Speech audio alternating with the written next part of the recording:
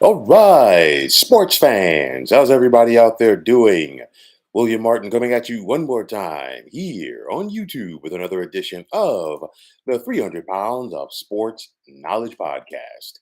After losing at home 2 weeks ago to the Texas Longhorns and struggling on the road last Saturday with the South Florida Bulls, there were those who had begun the process of writing off head coach Nick Saban and his Alabama Crimson Tide. Alabama's struggles over the last 2 weeks resulted in them falling out of the top 10 poll. In their issues on offense have been heavily publicized. There were those who were already prepared to write the eulogy for Saban and his Crimson Tide before they hosted the Ole Miss Rebels in their SEC opener this afternoon. But Bama and their head coach spoiled those plans. Now, after benching quarterback Jalen Milroe for the South Florida game, Saban made the decision during this week to go back to the sophomore. And in my preview for this weekend in college football, I talked about how Milroe and this Alabama team would respond to him coming back into the lineup. Milroe was efficient today. He was 17 of 21 passing for 225, had a touchdown throw, and also had a pick. But Milroe played within the realm of the offense, which he normally does. And when it was all said and done, the Crimson Tide were able to collect a win over a good Ole Miss team. Now, the Tide's defense, with the exception of the Texas game, has really been on point for this season. And that was once again the case this afternoon as they limited Ole Miss to just 10 points, whilst their star running back, Quinshon Judkins, was only able to amass 56 yards in the ground. Now, make no mistake about it, Jalen Milroe is not Bryce Young, the guy that he's replacing.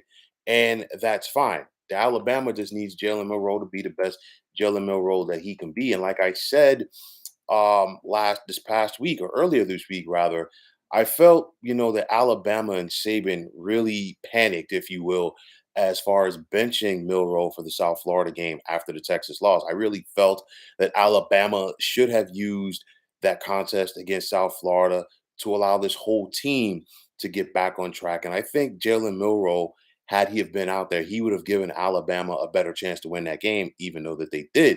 And of the three quarterbacks, like I said earlier this week, and I'm going to say it again, I feel that Jalen Milroe gives him the best opportunity to win. He's been there for a year.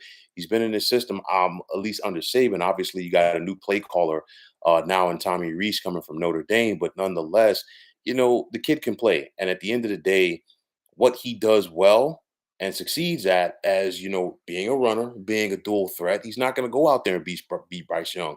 That's fine. As long as you ask Jalen Milroe to be Jalen Milroe, I think he gives Alabama a very good opportunity to win. And I think this offense with Milroe going forward has the potential to grow as the season progresses. And in regards to Saban, there are going to be some people that are going to try to write him off because of his age. And there are also people that want to see the demise of Alabama because they've been dominant for so long. But at the end of the day, Saban still knows how to recruit and he knows how to coach. And he's got himself a special defense, which we saw once again today with the likes of Dallas Turner and Deontay Lawson. This Alabama team is still very good. And it's just that maybe they don't have the explosiveness on offense, which we've been accustomed to seeing from them from in recent years. But nonetheless, this team can still go out there and get it done.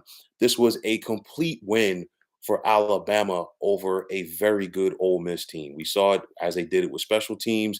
Um, 3 field goals from Will Reichard. We saw it with their defense, how they shut down this explosive Ole Miss offense, and then of course the Alabama offense, who was efficient, and they were able to go out there and control this game. But at the end of the day, obviously this was just the SEC opener for Alabama, and I think that this team is going to get going, and I think they're going to improve as the season progresses. We've seen it before from Alabama under Saban, where they had that early season loss and they just got their momentum going. They built off of it. And by December, the next thing you know, this team's in the SEC championship game and they're getting prepped for another run at the national championship. I think that could once again be the case for this Alabama team. They defeated Ole Miss today. They've got They're at Mississippi State next Saturday, followed by a trip to College Station to take on Texas A&M, which is going to be a very uh, scrutinized and profiled game between the Aggies and the Crimson Tide. But nonetheless, I think this was a big step in the right direction for Alabama. Got back on their home field, got their footing, got a win. They're going to build off of this as SEC play is here.